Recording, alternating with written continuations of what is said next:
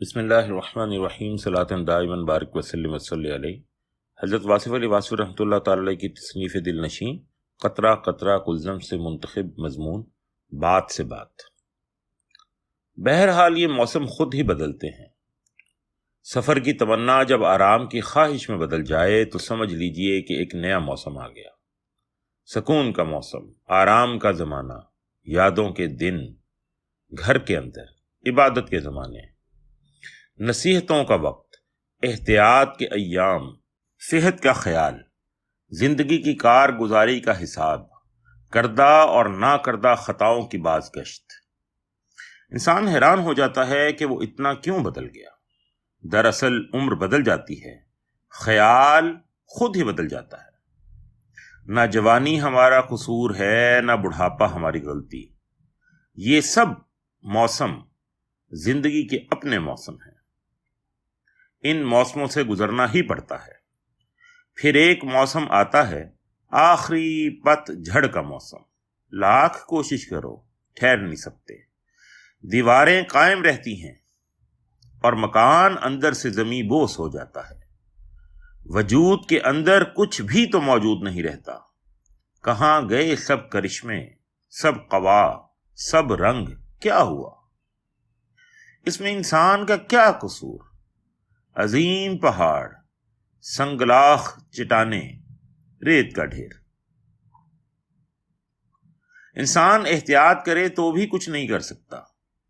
کیا انسان فصل کی طرح پیدا ہوتا ہے؟ مولی گاجر کی طرح موسم سے آیا اور موسم کے دم سے زندہ رہا اور موسم کے ساتھ رخصت ہو گیا؟ کیا انسان کچھ بھی نہیں؟ کیا انسان اپنے ہونے میں بھی کچھ نہیں ہے؟ کیا انسان ریکارڈ شدہ کیسٹ کی طرح ہے، بس چلتا رہا اور پھر ختم ہو گیا؟ کیا یہ سب کچھ کاتب تقدیر کا ہے؟ اگر یہ سب کچھ اس کا ہے تو پھر انسان کا کیا ہے؟ انسان کو یہی بات تو مشکل معلوم ہوتی ہے۔ آزادی کیا ہے؟ آزادی کتنی ہے؟ مجبوری کیا ہے؟ مجبوری کس حد تک ہے؟ انسان کو عقل دی گئی، عقل کا استعمال بھی ضروری ہے، لیکن یہ بھی یاد رہے کہ کم عقل اور بے عقل انسان بھی عقل کا استعمال کرتا ہے۔ اس دنیا کی رونقیں عقل کے دم سے ہیں۔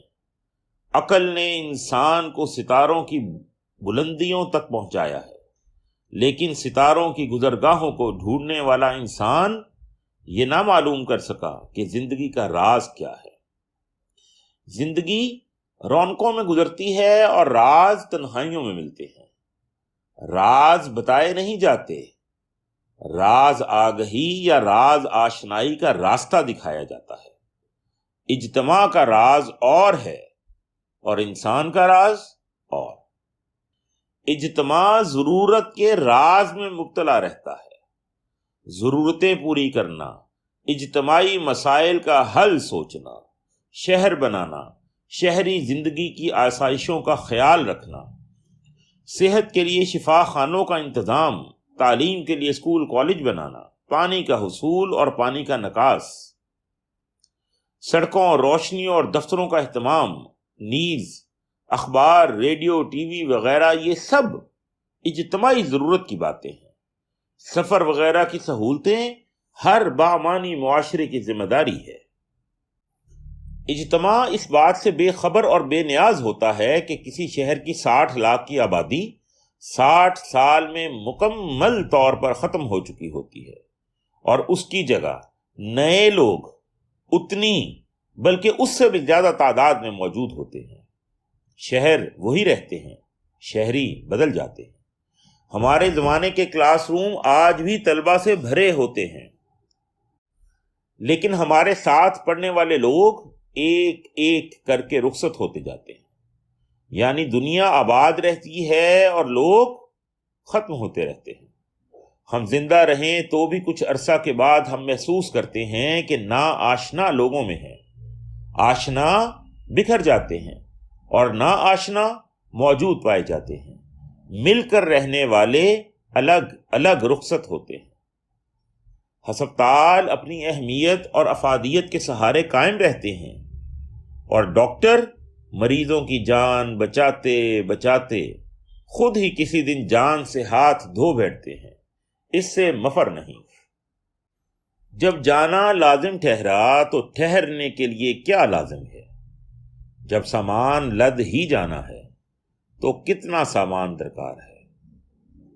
انسان علم حاصل کرتا ہے، دانائی کا علم، دانا لوگوں کی باتیں پڑھتا ہے، روحانی اور دنیاوی زندگی کے سپاہ سالاروں اور شاہ سواروں کی زندگی اور ان کے علوم کی داستانیں، ان کے ہم اثر اور ہم نواؤں کی گواہی کے قصے پڑھتا ہے تو انسان یہ بھول جاتا ہے کہ دانائی کتاب سے حاصل نہیں ہوتی۔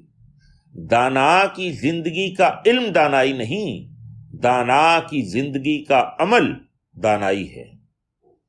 مثلا ریت کے تپتے ہوئے صحرا میں عظیم انسان صلی اللہ علیہ وآلہ وسلم کا دیا ہوا خطبہ، دانائی کا شاہکار خطبہ، اگر ہم کسی ایئر کنڈیشن کمرے میں بیٹھ کر پڑھیں تو ہمیں کتنا فیض ملے گا۔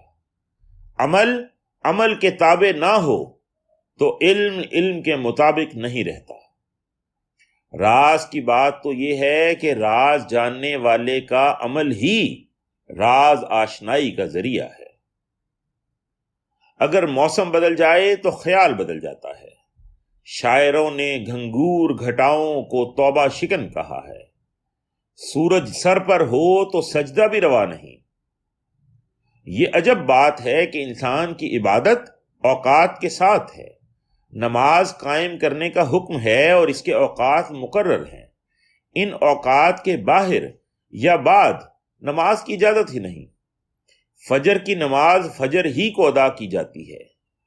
ہمہ حال ایک حال میں رہنے کا عمل اس لیے مشکل ہے کہ کائنات کی کوئی چیز ہمیشہ ایک حالت میں نہیں رہ سکتی۔ انسان ہمیشہ بدلتا رہتا ہے اور وہ ہمیشہ ایک سا ہی رہتا ہے۔ صحت خراب ہو تو کوئی موسم بھی خوشگوار نہیں، اور صحت خوشگوار ہو تو کوئی موسم خراب نہیں ہوتا۔ برے انسان کو ہر وقت برائی کا موقع مل جاتا ہے، اچھے کو اچھائی میسر آ ہی جاتی ہے۔ ایمان والے ہر حال میں ایمان پر قائم رہتے ہیں، کافر ہر لمحہ اپنے کفر پر کاربند رہتا ہے۔ وعدہ شکن کوئی بھی تو وعدہ پورا نہیں کرتا۔ بے وفا وفا کے بدلے میں ہی تو بے وفائیاں کرتا ہے۔ محبت والے محبت کرتے رہتے ہیں۔ اہل دل حضرات ذرے ذرے میں دھڑکنیں محسوس کرتے ہیں، اور پتھر دل انسانوں کو احساس کی دولت سے محروم ہونے کا بھی احساس نہیں ہوتا۔ کل کے دعوے آج کی معذرت بن جاتے ہیں۔ سیاست ہمیشہ میدان میں رہتی ہے اور حکومت ایوان میں۔ غریبوں کی حالت بدلنے کا دعویٰ کرنے والے خود غریبی کے ذائقے سے نا آشنا ہوتے ہیں۔ انسان عجب مخلوق ہے، خود تماشا ہے اور خود ہی تماشائی۔ انسان خود ہی میلہ لگاتا ہے اور خود ہی میلہ دیکھنے نکلتا ہے۔ ہجوم میں ہر انسان ہجوم کا حصہ ہے، اور ہر انسان اپنے علاوہ انسانوں کو ہجوم کہتا ہے۔ تنہائیاں اکٹھی ہو جائیں تو میلے بن جاتے ہیں، ننھے چراغ مل کر چراغاں بن جاتے ہیں۔ ایک زندگی کتنی ادوار سے گزرتی ہے، اس کا اندازہ لگانا بڑا مشکل ہے۔ بچپن کی کھیل، بچپن کے کھلونے، بچپن کے ساتھی، چند دنوں کی بات ہے۔ دن گزر گئے، کھیل ختم ہو گئے، بچہ بھول گیا کہ اس نے کون کون سے کھیل کھیلے، کون کون سی آرزوئیں اور تمنائیں تھیں بچپن میں۔ بس وہ دن گئے اور وہ باتیں بھی گئیں۔ جوانی آئی، اپنے ساتھ نئے تقاضے، نئے ساتھی، نئی تمنائیں، نئے قہقہے، نئے آنسو، نئے عزائم اور نئے حوصلے لائی۔ پہاڑوں کی سیر، دریاؤں کے کنارے، باغوں کی بہار، سفر کے پروگرام، ہر وقت نئی بات، نئے خیال، نئی کتابیں، محنتیں، تعلیم، حصول مراد، غرضے کے ایک نیا سلسلہ ہے جو جوانی کے نام پر انسان پر نازل ہوتا ہے۔ انسان چلتا ہے اور چلتا ہی رہتا ہے۔ بلند مقامات، مشکل مراحل، مہم جوئی، محنت طلبی، شعر و شاعری جوانی کے مشاغل ہیں۔ جوانی کھیلتی ہے۔ جوان آدمی جوان ہمت ہوتا ہے۔ جوان دل ملیں تو موسم، بلکہ ہر موسم خوشگوار ہوتا ہے۔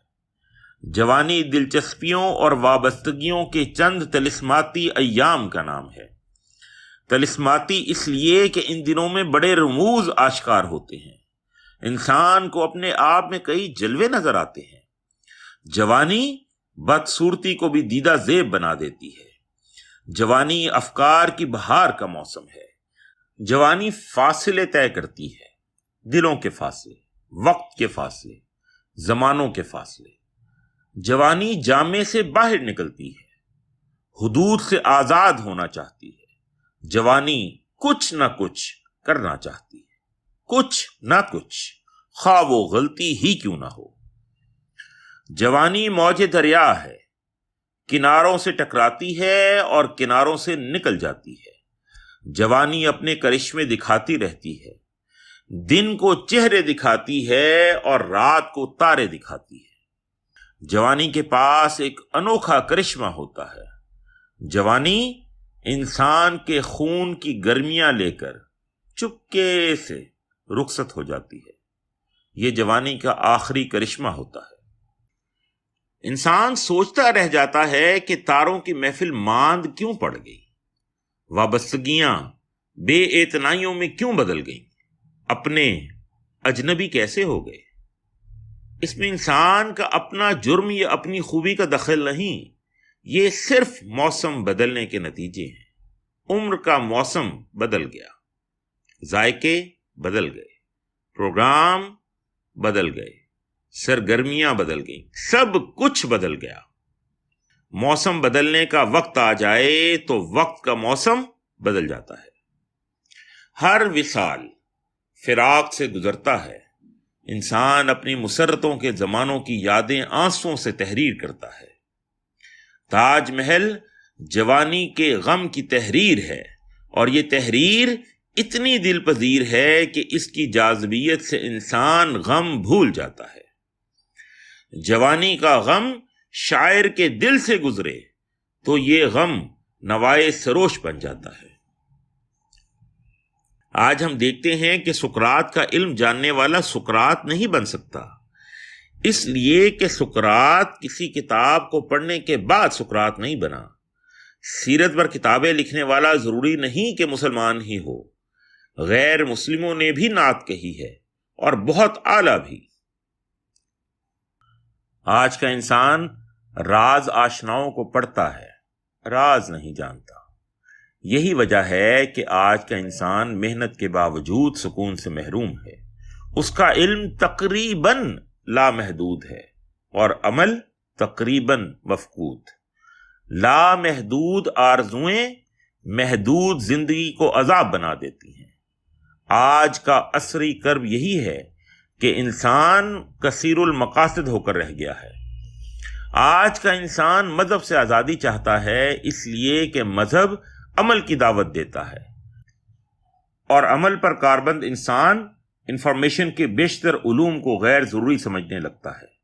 آج کا انسان مقدر سے جھگڑا کرتا ہے، وہ کسی تقدیر کو ماننا اپنی توہین سمجھتا ہے۔